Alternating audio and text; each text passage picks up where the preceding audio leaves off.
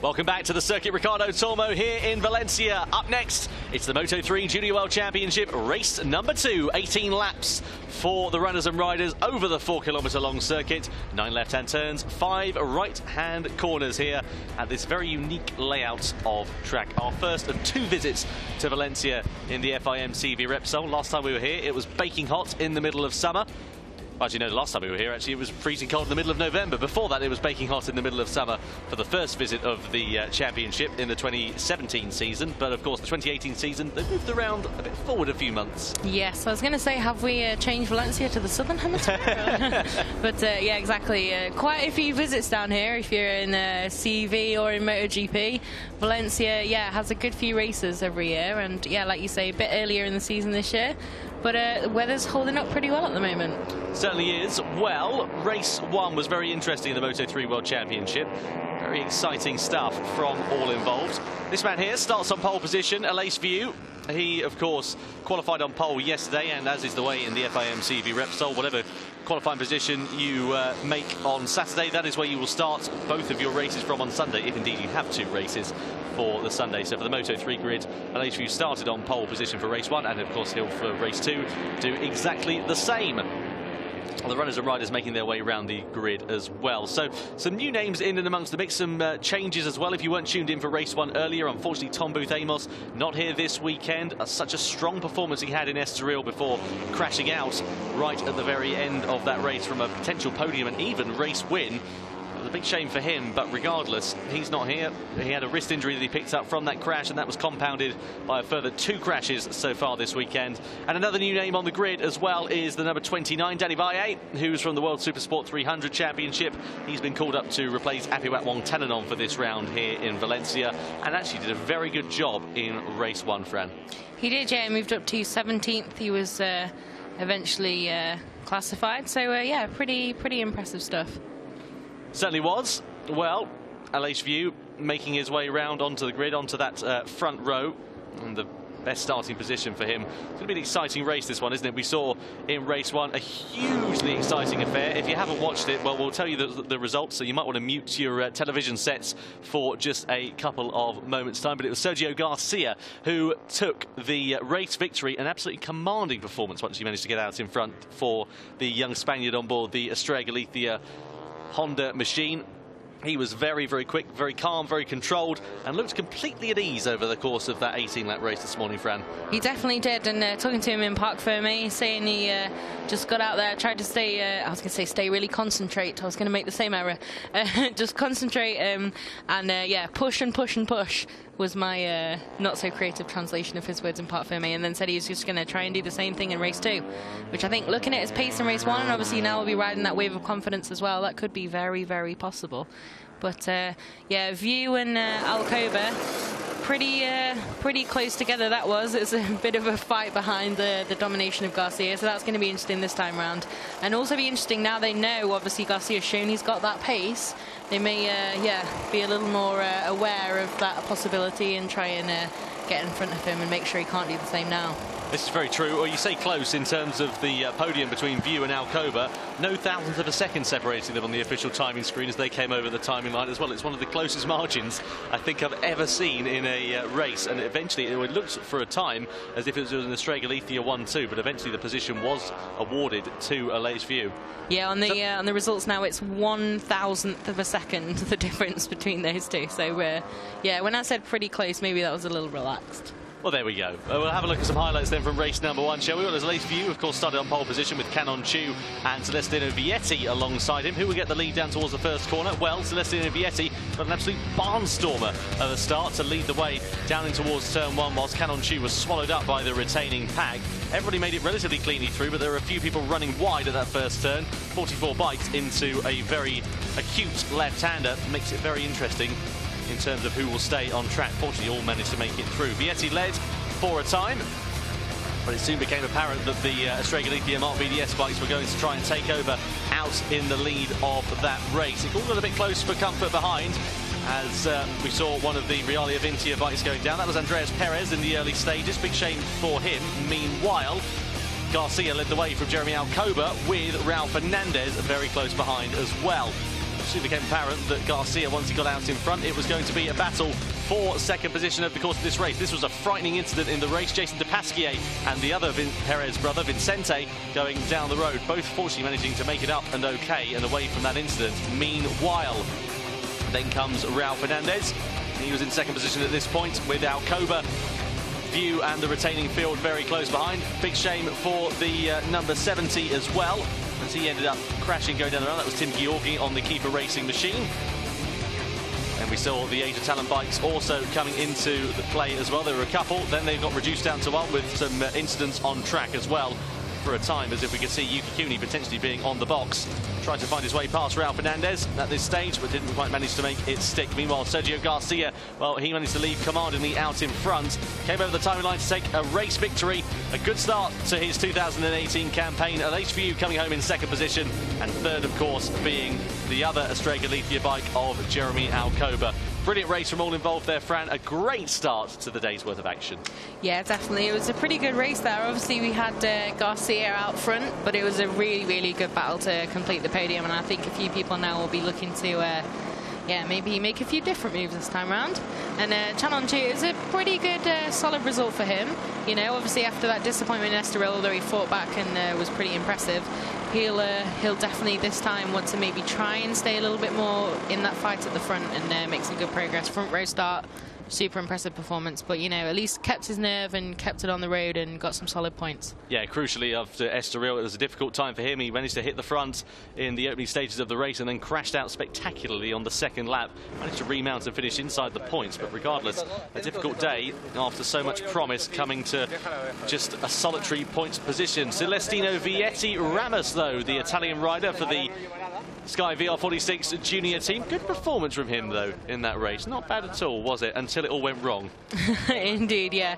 It was a good, solid start, though. Certainly, like I said, he was leading initially and looked like he might be trying to do a Dennis Fudger. Obviously, Sky VR46 junior team rider. It's a mouthful, I know. It is indeed. It's rather a few words. But yeah, he obviously was the king of this track last year and now in the Moto3 level, but it wasn't quite to be. And Pagliani as well. Difficult race for him, actually. He kind of faded. We didn't really notice it too much, but ended up down in 13th, as you can see there, and has lost his championship lead quite crucially as well. Yes, I think that's maybe not the best start to the day here, but hopefully he had some really great form in Estoril, obviously. Perfect weekend for him there. So now he'll hope to just move forward a little bit. Obviously, a lot of experience, one of the older riders in the field, but I think that stance shows he means a bit of business. Yeah, it certainly does. I can see, we can't see him with the helmet, the visor down. Obviously, it doesn't look like he's in a mood to be chatting and making some greetings to the camera. Yeah, not so much. I think definitely a serious race face on now. Yes, indeed. Well, here's the man on the Estrella Galicia bike, the race one winner, third in the championship now. Sergio Garcia didn't manage to finish the race in Estoril, crashed out of the leading group. It's a shame for him there, but I think he's righted those wrongs, you know. Yeah, definitely is super impressive, obviously, in race one.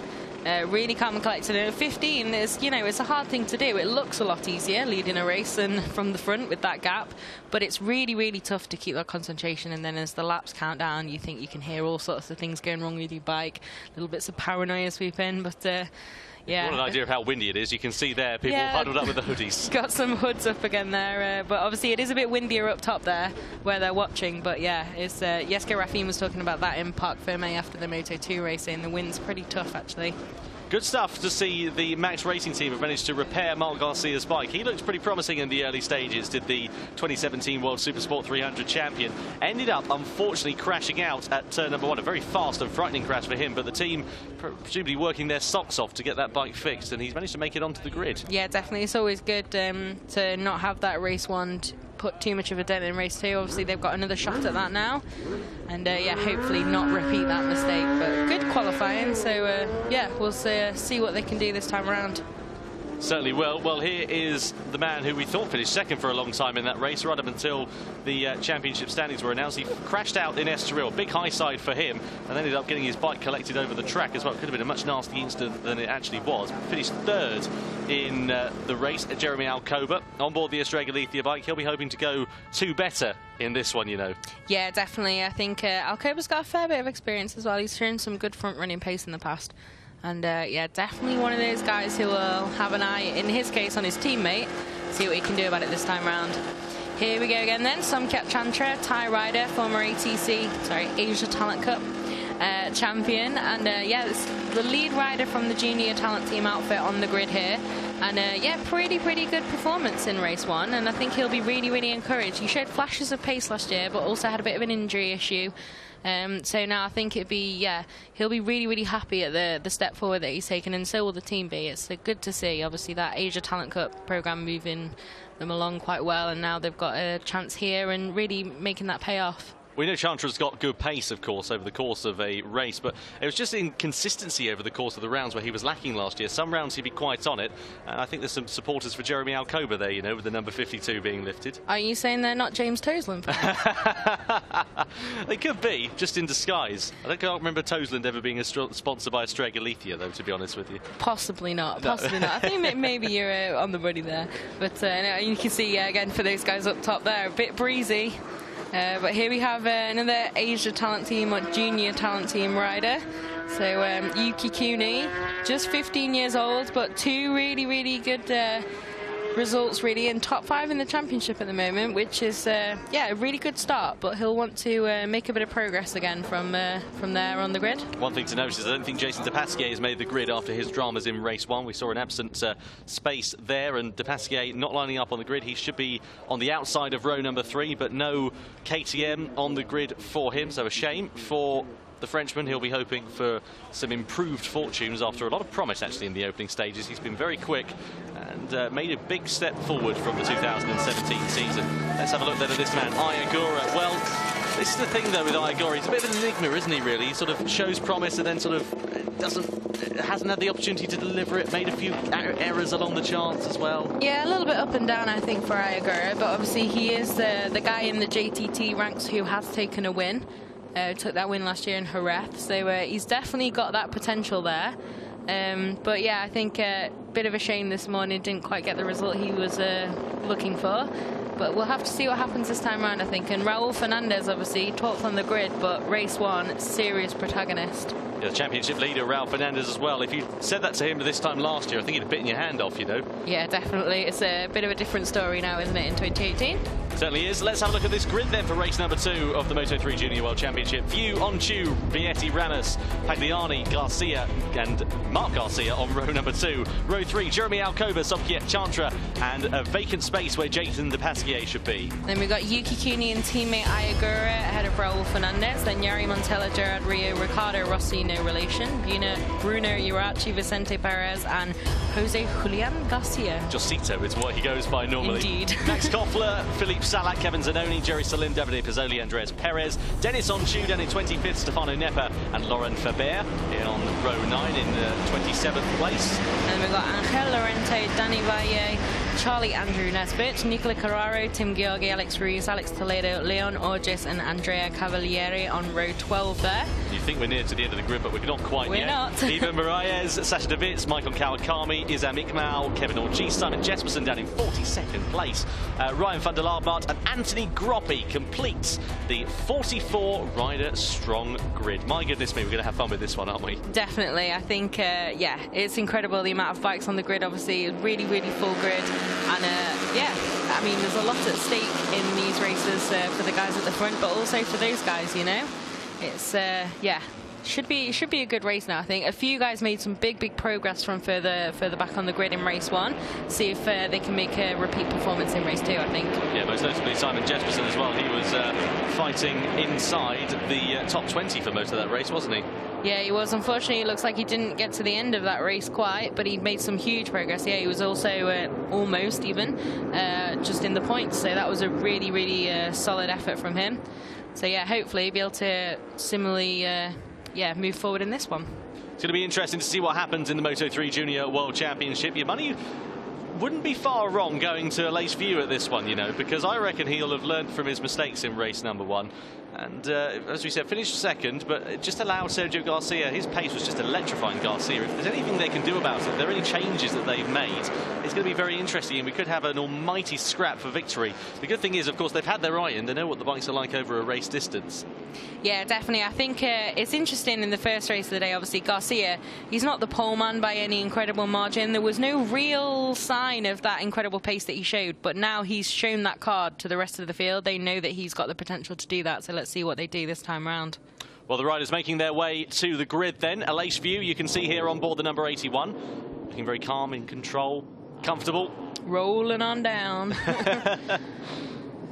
Making his way onto the grid and just putting some crucial heat into those tyres and brakes. There's your front row. Alongside him, Canon Shu, Celestino Vietti Ramos. Keep an eye out for the second row of the grid as well. That's where Sergio Garcia lines up, and he, of course, is a very small rider, so you'd imagine he'll get a pretty good start away from the lights. It's going to be interesting to see what happens. So look to the top left-hand corner of your screen as we wait for the green flag to be waved at the back. There's a yellow flag, though, at the back of the grid, so somebody's bike has stopped by the looks of things, or there's been a technical issue. No, it's all gone away now, and the green flag is waved. So look to the top left corner of your screen, wait for those red lights to come on. As soon as they do, the revs will be rising, which they do so now. The lights go out, and we get race 2 for the Moto3 Junior World Championship underway. A very poor start from Manuel Pagliani off the front row of the second row of the grid. Who's going to lead the way down towards the first corner? Well, a good start from Canon Shu. Celestino Vietti also looks like he's going to get away very well indeed, but the pole sitter, Aleix View, got swallowed up there in towards the first corner as well. Are they all going to crucially make it through the first turn? Yep, no incidents to report so far as View goes back up the inside of Vietti,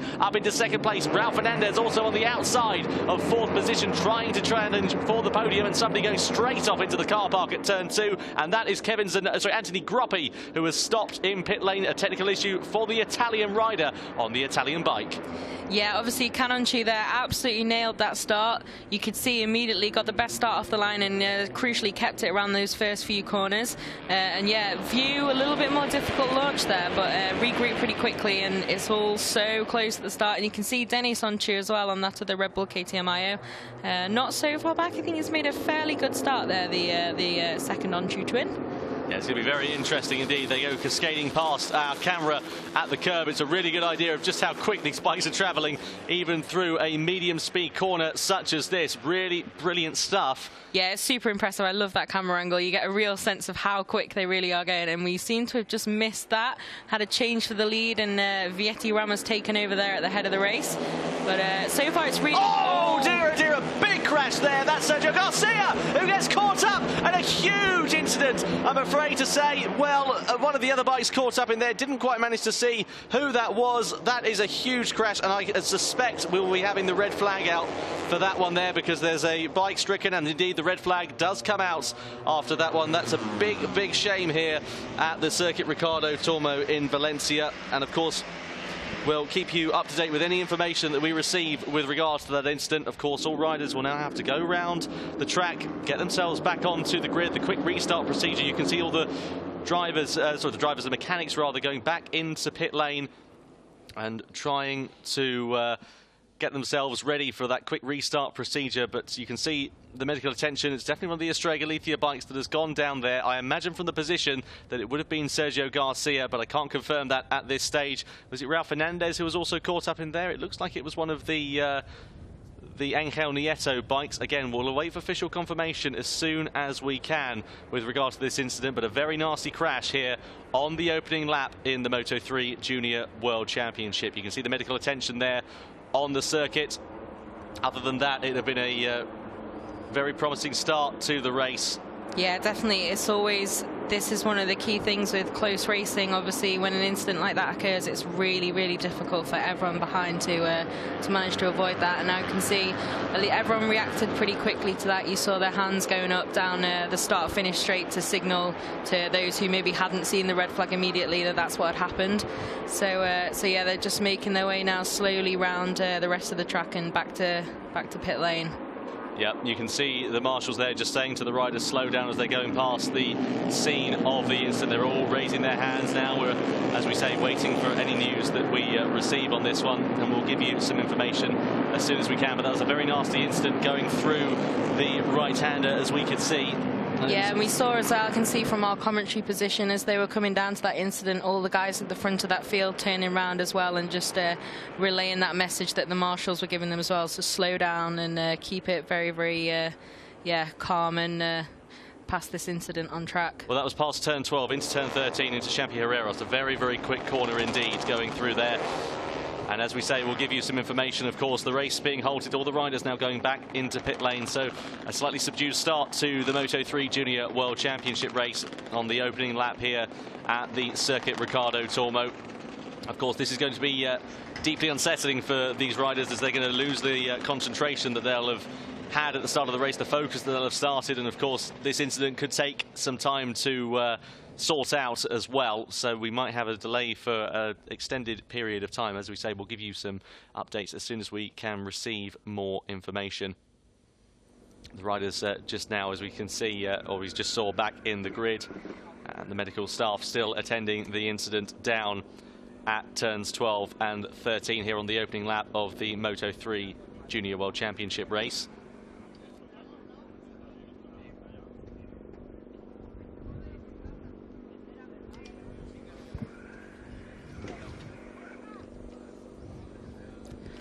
So there we go. We're just waiting, as we say, for some news from Race Direction regarding this incident. You can see the sun is out here at the circuit Ricardo Tormo. The opening lap of the Moto3 Junior World Championship race, a slightly subdued affair after an incident involving two riders, one from the Estrella Galicia outfit, one by the looks of things, from my clue, from my guess, from the Angel Nieto team. As we said, a big shame to start it there. This was the incident we could see going through turns 12, so let's have a look and see if we can piece together what happened. Well, it was Sergio Garcia there who was involved, and it was actually, I apologise, one of the 658 Squadra Corsa bikes, which I would hazard a guess at that point being the number 55 of Jari Montella, given how far up he started in terms of the grid. Yeah, obviously, it's like I said before, it's super, super tough to try and avoid incidents like that. Obviously, when you're all in line on the racing line and something like that happens up ahead, everyone does their best. But yeah, unfortunately, just right in the mix of the pack, difficult to avoid, and went down as well. But he looked like, yeah, he was okay and walked away, but we just waited for an update on Garcia. Yeah, exactly that. We'll give you any information, as we said, as soon as we receive it here in the commentary box. As we said, a delay in proceedings after that incident on the opening lap.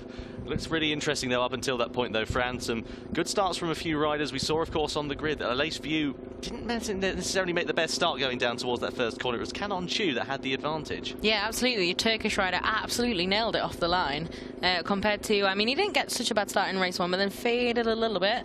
But that time out, you could clearly see it was almost as though he was the only one that really got that on the first couple of rows. He really immediately just shot away. Great start, and yeah, he took the initial lead, but wasn't quite able to hold on to it. Obviously, Celestino Vietti Ramos then striking back, but yeah, I think that would have been an interesting one to see play out a bit more. And now we'll see what happens if we have a restart pretty soon.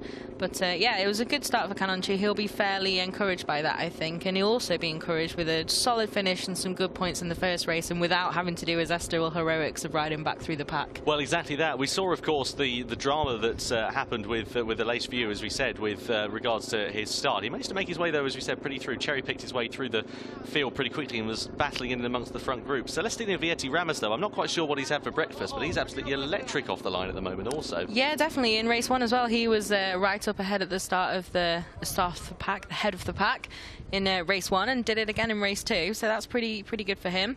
But yeah, it's gonna be an interesting one, I think, this second race. But Estoril obviously wasn't everyone's full hand, and then earlier on we saw a little bit more, but now they know what the score is. We'll see what happens here in Valencia for race two. But yeah, Canon Chu, I think, like we were saying, he's quite strangely in some ways this weekend taken quite a step ahead of his brother at this track. Dennis Onchu, obviously twin brother, not identical, both from the Asia Talent Cup, and it's Dennis who's the reigning champion there. but he's had a really tough weekend, actually, quite down the timesheets, and in qualified pretty far back. And usually those two have been pretty close together. So, yeah, there's Kanonchu there. So, yeah, it is Yari Montella and Sergio Garcia who are involved in this crash. Yeah, you can see there Garcia lost the rear coming out, and unfortunately nowhere to go for Yari Montella going through turn 13. Another replay of that incident that has brought a halt to proceedings here for race 2 of the Moto3 Junior World Championship. And as you were saying there, Fran, yeah, Dennis Onchu, really difficult sort of second round for him. It showed really good promise, really good pace, led the opening lap for, well, a few corners in Estoril in the only Moto3 race there, but things kind of gone a bit southwards for him, really. Yeah, I think here is, yeah, just seems to be finding it much tougher here. Here we can see a bit of an update from race direction before we get back to our Turkish chat there. Quick restart procedure. So pit lane will be open at 2:15 local time, which is in about 5 minutes. And it'll be open for a minute, 12 laps and original grid. So I don't know if you remember a couple of years ago in Moto2 quick restart procedure at Mugello when actually no one made it out of pit lane in time. So hopefully these guys will be a little bit more on it, and we'll soon be back underway again. As long as we don't have drama on the grid a la Argentina, I think we'll be absolutely fine. Indeed. With regards to things. I wasn't going to bring that up. You know, we had had a bit of an incident at the start for Hector Garzo in Moto2, and I was going to make that reference, but yeah, definitely, exactly. Just a clean getaway, and hopefully, yeah, 60 seconds pit lane will be open, so they'll head back out and line up again. And 12 laps, so it's a bit more of a sprint over 12 laps. Have to see how that affects it too. We definitely saw this last year. I remember in one of the Moto3 races, we had a red flag. In fact, it might have even been a European Talent Cup race. It was so long ago now, but we had a red flag, and there was just a sprint to the line. It was absolute pandemonium. Yeah, you get some of these sometimes. Just especially a couple of them. You know, when you just get even 5 laps sometimes, and it's just changes the colour of it completely, because there's no more questions about tyres. There's no real tactics. It's just your 5 fastest laps you can put together and try and beat everybody as quick as possible. But 12 laps is a fairly long distance for these guys.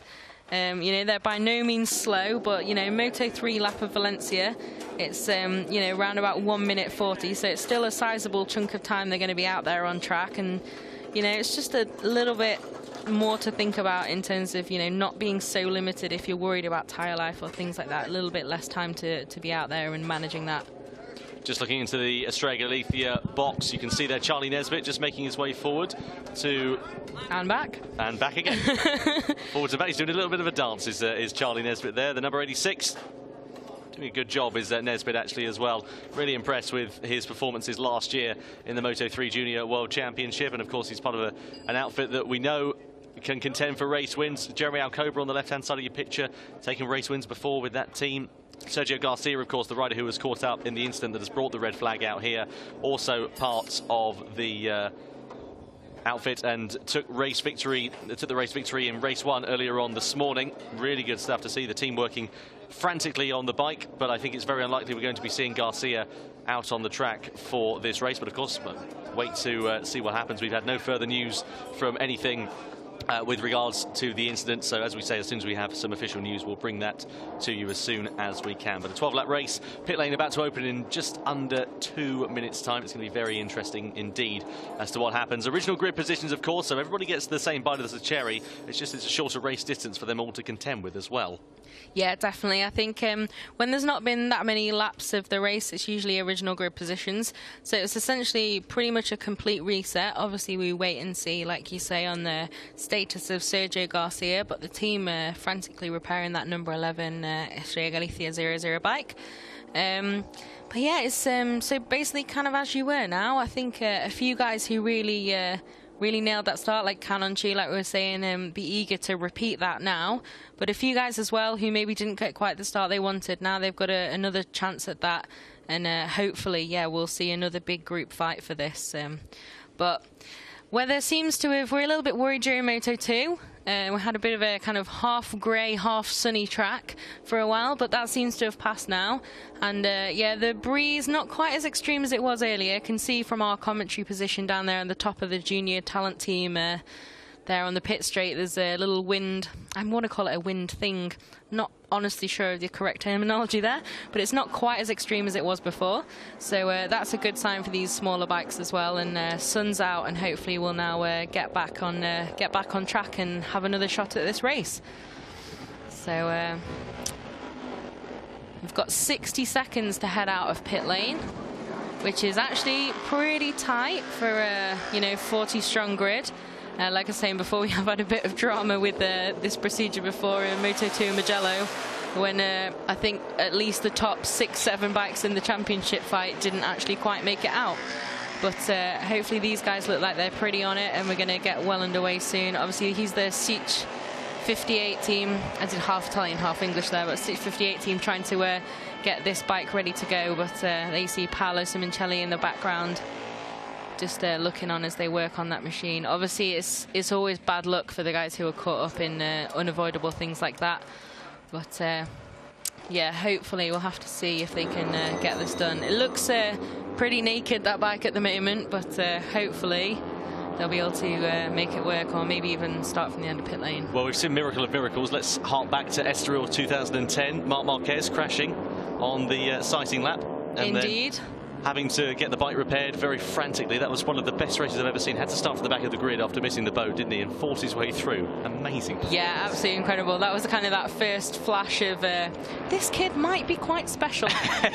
So yeah, pretty impressive stuff from Marquez there. Obviously, slight irony now, Argentina, a bit more of a dramatic race from the back, even though he's got 8 years more experience now. But yeah, certainly it's by no means game over when you're starting from the back. Like, we even saw that in the British Talent Cup. We had pit lane to podium in the first race there at Donington. We certainly did. That was an absolutely emphatic performance. Yeah, absolutely, really impressive there. So yeah, we'll see, hopefully, if they can get that bike at least in the race, and then see what they can do to move through the field for Montella. Well, riders now making their way onto the grid. This quick restart procedure is, of course, a procedure that's been in place for a good few years now. What it basically means, if you're new to the quick restart procedure, if you've not heard about it before, is that all the riders will make their way to the grid. They're allowed one mechanic on the grid just to make sure and check everything's okay with their bike. And then they'll make their way back from the grid. The warm-up lap will start. And it's basically just to get things underway a lot more quickly than if they had the trolleys down there and the starter motors and the tyre warmers, etc. Trolleys. You know what I mean, the trolleys. The refreshments. The refreshments, yeah. They go around. Any refreshments for you, sir? Yeah. Duty free. You can see View again rolling in pretty late, keeping it nice and relaxed. But yeah, like you say, usually there'd be one guy waiting down there for them. We had this in MotoGP before, and it was a little bit viral on Twitter when it was waiting for the beat to drop, because there's just always one guy stood there with one arm up. Looks like the biggest boy band in the world. But yeah, looks like we're going to hopefully be underway again in a minute. Yep, restart number 1 underway then for race number 2. And View, I think, will be hoping he does get a bit of a restart after that tough time of it off the line in the first race. Well, the good thing is the track conditions haven't changed too much. I'll tell you what, the cloud has moved over though from earlier on though, just looking out of our commentary box window. Yeah, definitely. It was, yeah, it looks like it's definitely improved a lot, and I would definitely no longer believe the weather forecast you were showing us earlier during Moto2. Well, you never know. Which was, yeah, no picnic. No picnic for us, no.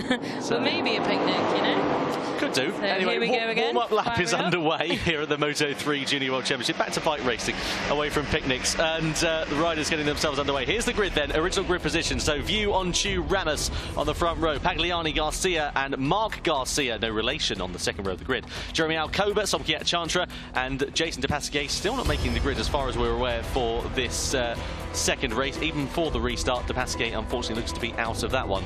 And then Yuki Kuni-Ayogura, the two JTT guys, and Raul Fernandez. Yari Montella, hopefully he'll be out. Gerard Riu, Ricardo Rossi, Bruno Urachi, Vicente Perez, and Josito Garcia. Maximilian Koffler, Philippe Salac and Kevin Zanoni make up row 7. Jerry Salim, Davide Pizzoli, Andreas Perez on row 8. Dennis Onchu down in 25th with Stefano Nepper alongside him. And then Angel Lorente, Danny Valle and Charlie Andrew Nesbitt. Nicola Carraro, Tim Georgi, Alex Ruiz, Alex Toledo, Leon Orges and Andrea Cavaliere. And then the final 3 rows of the grid. Eben Mariah, Sasha De Witz, Maikon Kawakami, Izam Ikmal, Kevin Orgy, Simon Jespersen, Ryan van der Laagmaert and Anthony Groppe. Hopefully he'll be making the grid after those technical dramas he had in the first run of this race earlier on today. But a 12-lapper for the Moto3 Junior World Championship, a shortened race distance from the original 18 laps that we were going to have, owing to that incident that we had on the opening lap. As we said with that one, any information, as soon as we get it, you'll be hearing about it. And here is the pole setter, Alace View, going through turn number 12 into turn 13, a very fast part of the lap. The circuit goes uphill as well and then drops down as we come into the final couple of corners. This is turns 14 and then into the final corner of turn number 15. Yeah, you can see around some of the insides of those corners there's an awful lot of rubber now, and not all of it on the racing line. You can almost see the liberties taken earlier in the day. But yeah, here we go then. Another crack at this race, and like you say, 12 laps now. So for a few guys who've been wanting to make progress from the back, that could be even a disadvantage. A little bit less time on track to pick their way through. Well, the Marinelli Riva Gold Snipers bike takes its way to the grid in the form of Alace View riding it. On board, the number 81. He's on a Honda for this year after a torrid season on a KTM in 2017. Alongside him on the front row will be Canon Chu. It should be Canon Chu. We're waiting for him to make his way to the grid, but there could be some dramas here for Canon Chu. He's not on the grid at all. Celestino Ramos alongside him. Wait for the lights to come on then. Let's get the restarted race underway as the lights go out and we get ready to go racing. Ramos again with a great start off the front row of the grid. Will he manage to mug Alace View going down towards the first corner? Well, even before we make it halfway there, he is into the lead of the race. Really good start from those guys. Everybody making it very cleanly through the opening corner at this stage. Somebody running well wide. That was number 63 of Vicente Perez, who was out. Meanwhile, into the turn number 2 we go, and again lots of action taking place. There is Canon Chu. He had to start from the back of the grid owing to some technical problems by the looks of things, so a big shame there for the Turkish rider. He has got it all to do from the back and is already there, Fran, making some good ground. Yeah, definitely. He'll have to be a little bit careful moving through now. He's not got too much experience of that. But yeah, a bit of a shame for him not to be taking that spot on the front row, but we'll see how he does moving through. And Pagliani made a pretty good start that time around, as did Chantra, now up into 4th and the leading JTT rider on the road still. But there you can see again, a little bit cheeky with the track limits there on the left onto the green. But everyone away well this time, and 12 laps to go now. Look at Simon Jespersen. He was making some good ground on the brakes there into turn 9. Somebody's out into the car park of Valencia by the looks of things. Did they manage to keep it up right? That's the important thing. Couldn't quite see who it was from that camera angle, but I'm sure we'll see a replay of that one. Yeah, definitely looked to... Oh, no, it's Bruno Iarachi. So things go from bad to worse for the 658 Squadra Corsa team. That's tough. Obviously, the incident with Montella was nothing to do with them, and then some bad luck there on the opening lap to slide out. But look, rider okay, back on the bike, you know, obviously the important thing. Yes, indeed. Well, Alace View leads the way then from Ramos, from Pagliani, who's managed to get himself up into 3rd place. Then come the 2 talent team bikes of Sobkiat Chantra, then Ayagura very close behind. Jeremy Alcoba also in the mix, and look at the way they're weaving down this start-finish straight as we complete the first lap of asking here at the circuit Ricardo Tormo. It is View with the advantage. Yeah, it's a pretty good start. Pretty much exactly what he needed. Oh, Dennis Onju out wide. Yeah, that was a nice, interesting little day trip there. But yeah, View pretty much exactly where he wants to be this time. Really kept it together. But yeah, Vietti Ramos super close. I wouldn't be surprised to see him make a move pretty soon. Well, the last time we saw Vietti Ramos fighting at the sharp end of the grid was in Jerez last year, and he was potentially in for a podium, but then crashed out on the final lap and took one of the Asia Talent Team riders now with him, and he goes up the inside to lead the race into the left-hander of turn number 6. Did he manage to make it stick out of that corner? Well, View is running out well wide, and these two are nearly going to go side by side into the left-handed kink, and Pagliani says thank you very much, I'll have a go at that, as Jari Montella does manage to make himself in the race. Yeah, at least good to see that he's okay and back on track. But yeah, I think Pagliani was almost trying for a 2-for-1 deal there, but didn't obviously quite make it through. But Vietti Ramos has kept it and managed to keep View at bay there. So it'll be interesting to see now, because he did have a few looks at leading in race 1, but wasn't quite able to keep it. So have to see what happens now. View looking pretty racy there behind him. Yeah, it certainly is. A late view. This is really good stuff from the Spaniard. Finished second, of course, in the Rebel Rookies last year. Fought valiantly for that title. Didn't go his way in the end. It was Kawasaki who ended up claiming the spoils. So meanwhile, we look at Canon Chu, who's making some ground through the field. Had to start all the way down towards the back of the grid. He's just behind Jerry Salim there. Outside the top 20 at the moment is Canon Chu, but still some time to make it up. Only 12 laps, though, in this race. He's going to have to be a bit careful and try and make some ground, though. Yeah, it's a bit tough, like say for those guys who've got to start from the back and yeah, a bit further down from where they were supposed to be, in inverted commas. It's a bit tough not having as much time to pick your way through. 12 laps is quite a task, but we'll have to see. Canon Chu at the moment pretty on it, and Dennis as well, his brother's made up 10 spots so far. He was in 15th last time over the line, so that's a good performance and some good progress there for the reigning Age Talent Cup champion.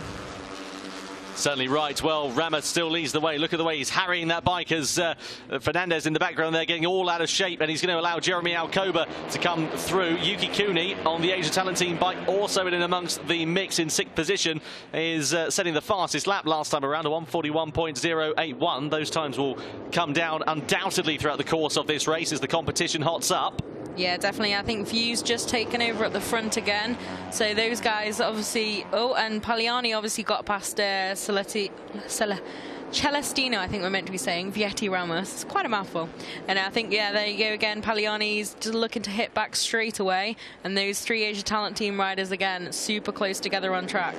Through the right-hander of turn 12, past turn 13. Look at the 3 Talent Team bikes lining astern at the moment. Still, at the moment, it is Somkiat Chantra who leads that charge. And I tell you what, View's put himself a bit of daylight between himself and Manuel Pagliani. If they're not careful, he could end up checking out here before too long. This is going to be very interesting indeed. What we need now is really for Pagliani and Vietti to start working together. So down the start. Definitely. View's already got a little bit of a gap there. He'll have watched Garcia in race 1 and know that it's certainly possible, and it is at this track. Oh, somebody's out well wide into the first corner. One of the riders going down. Can't quite see who that is, but there's definitely some day-glow parts on that bike, which should make it a little bit easier to distinguish. We won't speculate on who it is. The main thing is we saw them getting up, and they are okay, but a huge crash, and not the first time today we've seen that. Yeah, definitely. That's a pretty carbon copy of another one in race 1, wasn't it?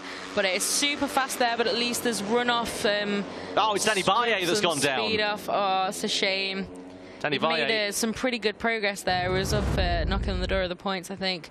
Let's have a look. Can we piece together what happened? Here he is in the background of your shot. Keep an eye out. Danny Baye just loses the front all on his own whilst he was trying to carry a bit too much speed in. That's a big shame for the Spaniard after what's been a very impressive performance from him so far this season. And he's going to need some new leathers, I reckon, for Imola in a couple of weeks for Supersport 2. Yeah, I think so, maybe. Obviously, yeah, it was a bit of a tough time for him in Assen as well. Had a crash in front of him that he had to avoid and dropped him well down from where he had been. So, yeah, like you say, back on track soon at Imola for Supersport 300 there. Interesting track for Supersport 300. Probably the most difficult thing I can imagine. But, yeah, at least he's up and okay and move on to the next one. But good experience, at least, for him to race in both categories this season. Yeah, it was very complimentary about the KTM was Danny Baye yesterday when I was speaking to him. And a shame to end his weekend in the gravel trap like that. But that's the way racing goes. And I dare say he's made a good impression with that VR46 Mastercamp team this weekend. Meanwhile, there is Canon Chu fighting his way through the field. Still not inside the top 20 at the moment, which is where our timing screens go down to. Yeah, not at the moment. His brother's still on the just on the cusp of the points there, well, on the edge of the points in 15th. So he's made a good start. But Canon Chu, obviously, is pretty good. He's still on the bike and fighting his way through. That's good stuff, because it's so easy. These guys, not much experience, those two, straight in this year. Be really easy to just get a little bit over-enthusiastic and throw that away when you're given the task of starting from the back. Let's see if we can catch a look at this action then. Here's Raul Fernandez up the inside of Ayagura into the first corner. That was a particularly good bit of riding there from the Spaniard. We look at him now on board that Angel Nieto KTM. Comes out of the left-hander of turn 6 into the kink, and then he's going to be trying to chase down the leading duo of View and Vietti before too long. A bit of a late dive there. Pretty impressive stuff. But now he's now seems to have been able to already make a bit of ground up on these guys. Sorry, I thought View had a big shake on the front end going into that corner. I thought we might end up seeing him running a little bit wide, and a big moment there for the number 33 of Yuki Kuni. Manages to gather it all up, but that would have given him a bit of a reason to clench on board that bike. Reason to clench. Fantastic skills from Pagliani there as well to avoid that. Really, really quick reaction just to get out of the way of that moment. But yeah, Kuni collecting it together, staying on the bike, but whew, that was a big wobble. Yeah, it certainly was. It's I can guarantee when you're riding the bike, it feels about 10 times worse than when you see it on camera as well. You also saw the warning from Agura, almost a similar little moment, and then Kuni went the full shake there. But yeah, stays on the bike, collects it up luckily, so we're still well in that fight there. Oh dear, Philippe Salak's gone down the road, the Czech rider. Well, it's been a bit of a quiet weekend for him, and a race to forget in race number 2. What happened here? Wow, that was very strange. Yeah, a bit of a strange incident for him.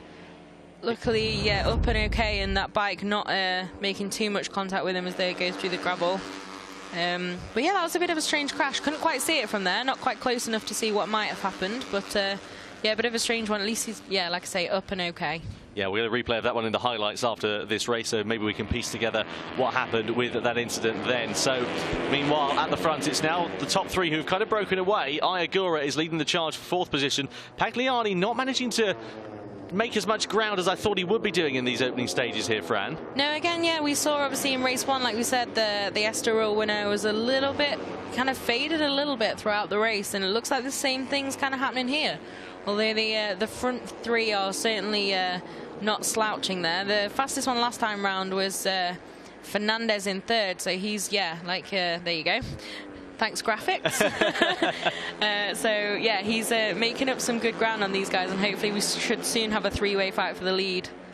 Yeah, certainly should do. Ralph Fernandez, a rider reborn, really. A tricky 2017 season for him on board the Mahindra. We'll come back to that thought in just a couple of moments, because look at this. What a dice for position this is going to be, and track limits being extended by Yuki Kuni and Jeremy Alcoba also opting for the wider line through that corner. They'll have to be a little bit careful. I'm not sure they opted for it. I'm not sure it's entirely voluntary, but yeah, getting a bit tight through there. And Kuni obviously not too cautious after that big wobble a few moments ago, and still all of them there well wide.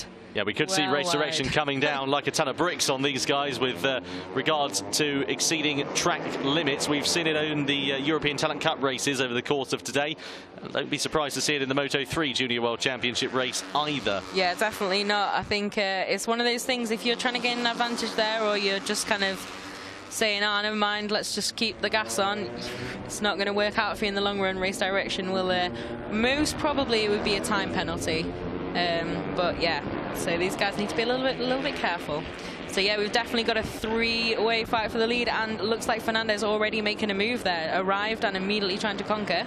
Indeed. I tell you what, Alcoba's got a penalty coming his way if he keeps this up. I've seen him go wide 3 times in the space of a lap so far.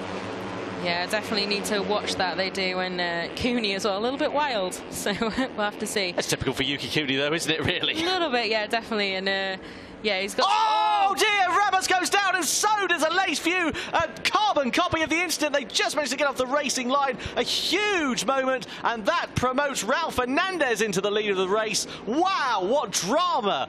That was unbelievable. Exactly the same crash. What were they, about 1.5 meters apart there?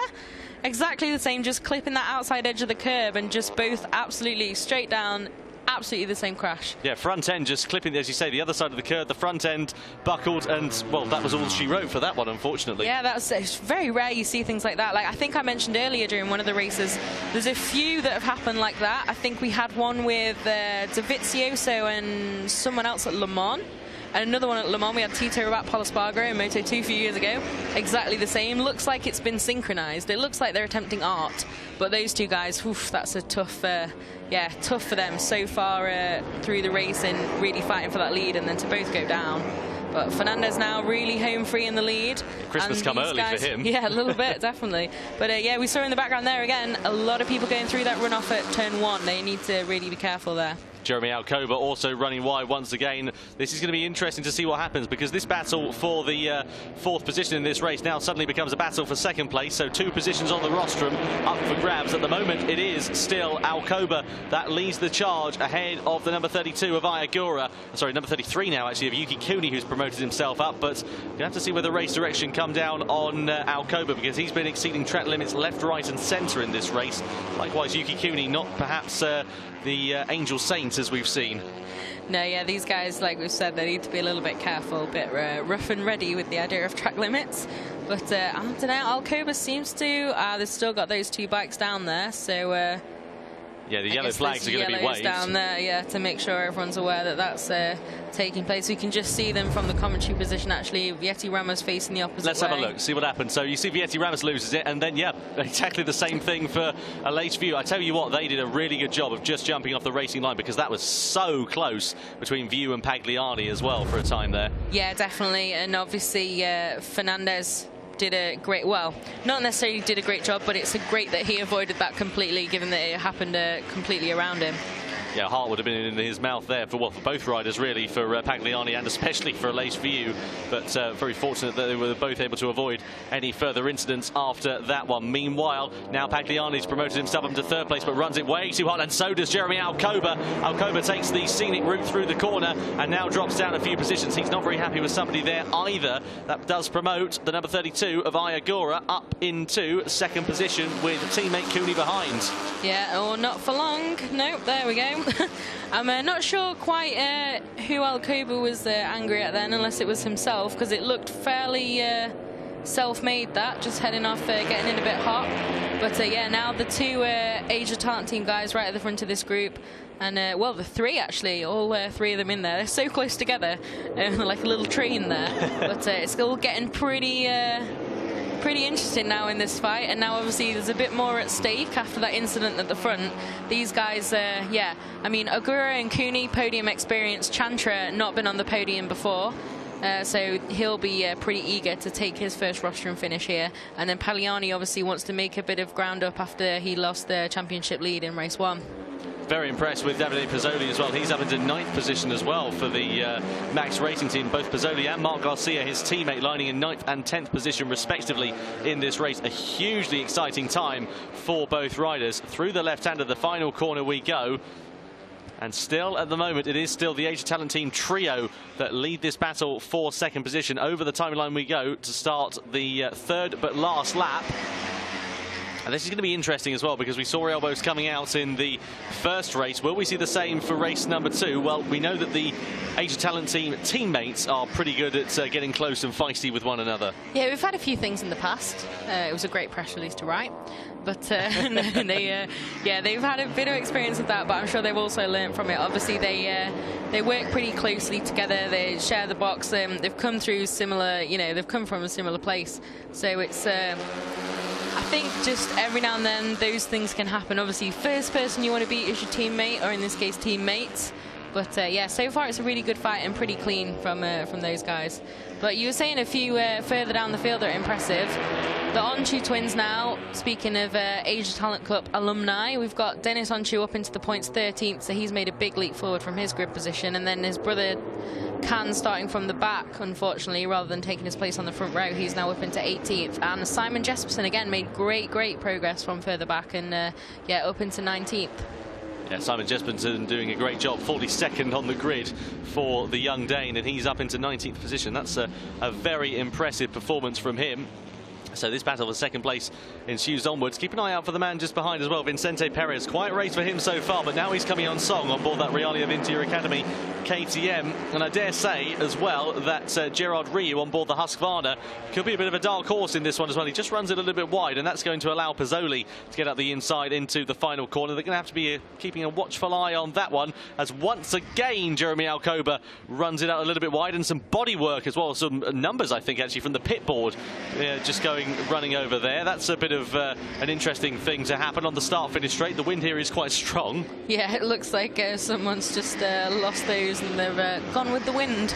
But not too much trouble caused there. And yeah, you see this group now, they're just, it's a bit wild in there, isn't it? Compared to Fernandez, nice and cool and calm at the front. and these guys really, it's getting pretty close. And obviously after this lap, one more to go. So I think we're going to see a few fireworks. Yeah, certainly are. Into the right-hander we go, and this is going to be very, very exciting indeed. The long train line to stern. It's going from second all the way down into 10th position. In fact, 11th position with Ricardo Rossi in and amongst the mix in this race now as well. I'll tell you what, great race also for Charlie Nesbitt, up in 12th position for the young Brit. Good stuff from him. He qualified down in 30th place on the grid and has made his way up into 12th position. This is an absolutely barnstorming performance from him. Made his debut here in Valencia in 2016 in the final round of the championship. Impressed everybody then and has been making slow but sure steps forward, doing a good job inside the points. Yeah, definitely. There's quite a few notable performances down there. And Alcoba, again, just heading off wide. He'll be gathering that together, but you've got one more lap after this one. I think that's his podium charge absolutely done there. Yeah, certainly so. So through turns 12 to turn 13, Ralph Fernandez been leading the charge absolutely comfortably, especially since the incident with Ramos and Aleix View. What do those guys need to do to catch a break? Well, quite a lot by the sounds of things. Through the final corner we go. Out of it now, one of the Max Racing Team bikes going wide. One more lap from home, separating Ralph Fernandez from his first victory since Valencia 2016 in race number 2. And it looks like he's going to do the same here, albeit in the first round of Valencia in 2018. Yeah, definitely. It's going to be a great feeling. Obviously, don't want to speak too soon, but it's going to feel pretty great for him. Yeah, back on the top step, and really impressive performance. You know, it's harder than it looks leading a race with a bit of a gap. So, and I don't know. I think Pagliani seems to have gathered it up and seems to really be managing to just keep those guys behind him, but it remains to be seen. I think it's going to get pretty interesting with these guys in the final corner. Well, never say never, especially in the FIM CEV Repsol. It's going to be an exciting final lap then. Look at the 3 Asia Talent Team guys as number 35 of Somkiat Chantra goes up the inside of Davide Pezzoli on board the Max Racing Team KTM. Did he manage to make it stick through there? Yes, indeed he did. So the 3 Asia Talent Team bikes lining astern, trying to find Pagliani, trying to make a mistake and trying to pounce at the crucial moment in this race. On the last lap of asking, it's going to be very exciting indeed. I dare say if they're able to get a good run through the final part of the lap, we could see fireworks, and Ayagura is looking very feisty indeed. Yeah, he's really managed to close up on the back of Pagliani now, and some wobbles again there. Cooney again, one of those just losing out there over the rumble strips. But Pagliani seems to have it together, but you know, last lap, last corner, I think people are going to try it. Certainly are. Ralph Fernandez is about to cruise home to his first race win in nearly 2 years. What a race it has been. He hasn't put a foot wrong. He took advantage when others met their misfortunes. And Ralph Fernandez comes over the line to take the checkered flag here in the FIM CEV Repsol. But who is going to take second place on the line? Manuel Pagliani just takes it ahead of Ayagura at the checkered flag. Yuki Cooney in 4th. Somkiat Chantra in 5th. Davide Pezzoli for the Max Racing Team in 6th position. Ricardo Rossi 7th. Vicente Perez in 8th. Gerard Riu 9th. Charlie Nesbitt comes home with a top 10 finish on board the Estrella Galicia Junior Team Honda. What a great race it turns out to be for him. And that makes him the lead Estrella Galicia bike as well in that race. Who would have predicted that one? Certainly not me, I tell you that. Great stuff from Nesbitt. Marc Garcia in 11th. Jeremy Alcoba eventually came home in 12th position. I don't know whether he had a technical problem or something like that, or something perhaps gone wrong with his bike, but 12th place is not what Alcoba would have wanted. Angel Lorente 13th. Dennis Onchu a couple of points on the board for the young Turk in 14th place, and then Alex Ruiz in 15th, the final points scorer. Oh, what a race in the Moto3 Junior World Championship. Still one more to come, of course, with the European Talent Cup, but Ralph Fernandez, what a race it was for the number 23. There's Manuel Pagliani, second position for him. On board the number 96, Leopard Racing Honda. Tricky year for him last year on board the Mahindra with the CIP team in the World Championship. And has managed to find his groove, find his mojo on board the Honda. Really, really good stuff from him. Third place as well, Ayagura, there he is on the number 32. A fantastic race for the Japanese rider. Good stuff for him to finally take a podium. He won, of course, in Jerez last year. And now back on the box for the first time in the 2018 season. He'll be very, very pleased with that result. And quite rightly so as well. It just goes to show that a bit of hard work, a lot of determination, And of course, the right environment around you will really help you in succeeding. And that's certainly the case for Raul Fernandez. The Angel Nieto team, of course, led by Jorge Martinez Aspar. And there he is, Raul Fernandez. Race direction, rider 15, a 5-second time penalty. And rider 15, just looking down my notes in the commentary box here.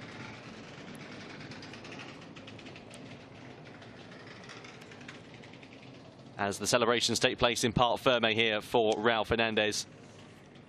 And rider 15 is actually Ivan Moraes, so not somebody who finished inside the top 20, which of course is where our timing screen goes down to here in the commentary box, just making life that little bit more interesting for us here, keeping us on our toes at certain times as well.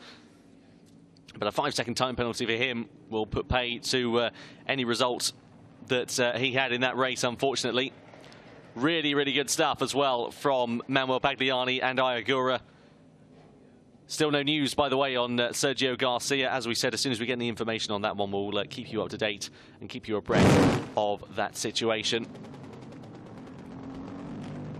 There he is, Raul Fernandez, then on the number 23. Nico Tirol celebrating with him as well. I spoke to Nico earlier on this morning and I said, well, how's Raul getting on? He said he's like a new man. He's just so calm, so focused, and he's just absolutely loving that KTM. In fact, that notice from race direction has now changed. Rider 15, so Ivan Moraes is actually with a 3-second time penalty as opposed to a 5-second time penalty, keeping up with the consistent track limits, of course, that he obviously abused over the course of that race. But yes, going back to Raul Fernandez, as I said, spoke to Nico Tirol, said he's like a new man, just absolutely loving that KTM, and that's shown in that race as well, of course, with that race victory, a commanding race victory. Took advantage of the misfortune that we saw with Celestino Vietti Ramos, and of course with Aleix View, his nearest competitor, from behind. And this is going to be great for Fernandez. He was leading the championship going into this race, and now he's going to have a big advantage after this race as well. Although Manuel Pagliani in second place probably be keeping on his toes. So that was a pretty dramatic race there, both for the restart and then obviously what happened at the front, and you're back on the top step. Amazing race win. How do you feel? Yeah, we start in the first part of the race. We have a little problem with other riders because I don't possible pass. But in the 5 or 6 lap, I pass, and I think that I possible win because yesterday I have a very lap to lap, and this is very important. But this is amazing because the last year we passed a very difficult year, and we start in the first race second, and here in Valencia win. It's amazing, and I want to dedicate this podium at all my sponsors, and especially at all my team, because we work very hard in the first path of the season, and this is very important. ¿Y ahora en castellano también? Bueno, ha sido una carrera muy difícil porque la primera parte se ha parado, he salido muy bien, estaba tercero y se ha parado. Pensaba que me podía ponerme primero e intentar tirar. Pero bueno, he visto que han sacado bandera roja, luego no he salido muy bien. He estado 5 o 6 vueltas detrás de un piloto y no podía pasarle. Pero bueno, es increíble poder volver a ganar después de pasar un año tan difícil como el del año pasado. Y nada, quiero agradecer a todos mis sponsors, en especial al equipo que trabaja muy fuerte y como no de mi familia, que nunca me olvido. Gracias, enhorabuena. Raul Fernandez then takes the victory. Let's have a look at some highlights from that race. Well, on the first run, it was Canon Chu who managed to make the best start going down towards the first corner. Celestino Vietti Ramos also slotting in to second position. It was an interesting time, though, for all of the riders as they made their way and filtered their way through. But there was drama, of course, on the opening lap, as we saw. Never really making it very cleanly through the first couple of corners.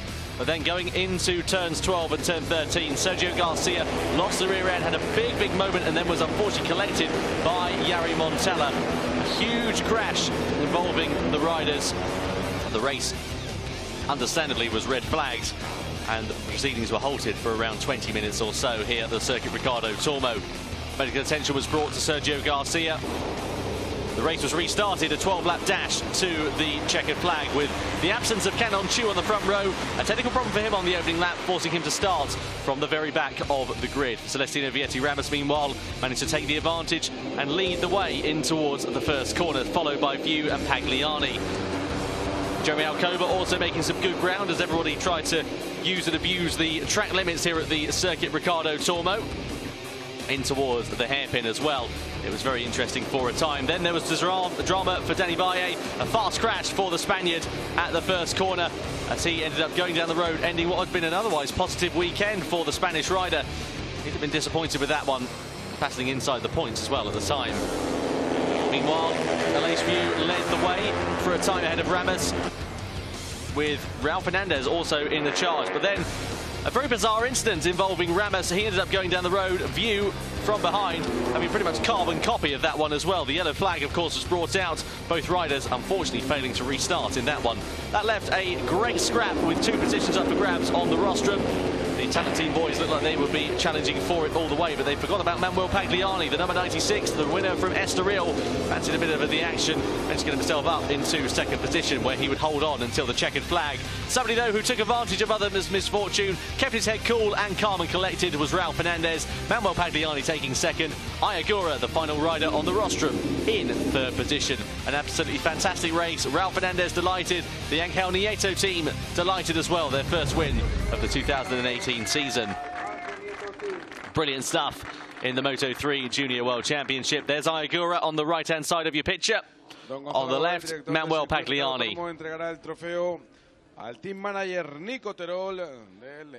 Nico Terol collecting the trophy for the Constructors Championship as well. Good stuff to see Nico Terol in the paddock as well. A few rumours flying around that he might be making a racing return next year in Moto3.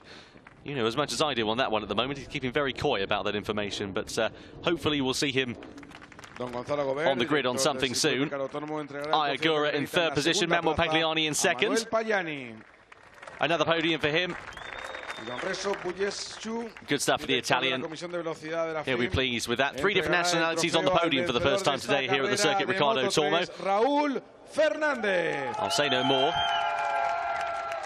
and not spoil any other race results for you, but good stuff for Raul Fernandez. That victory will taste ever sweeter. And Nico Terol pretty pleased with that one as well, quite rightly so. He's going to get some free fuel as well. Be good for a bit of training for him. I think he really likes a bit of supermoto, Raul Fernandez, and maybe he can put some fuel in his bike. Anyway, let's have the Spanish national anthem.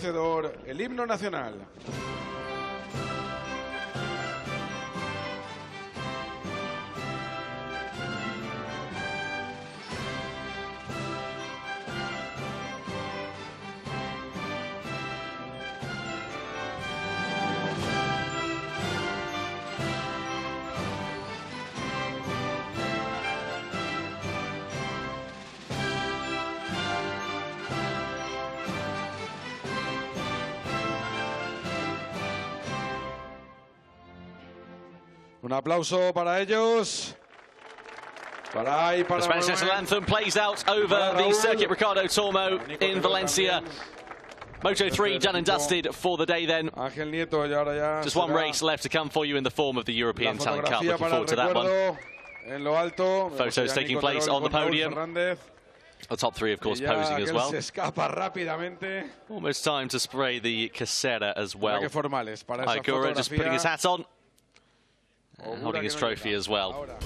So, let's have a look then at the final results from that race. Raul Fernandez takes the checkered flag and his first win since the 2016 Valencia round.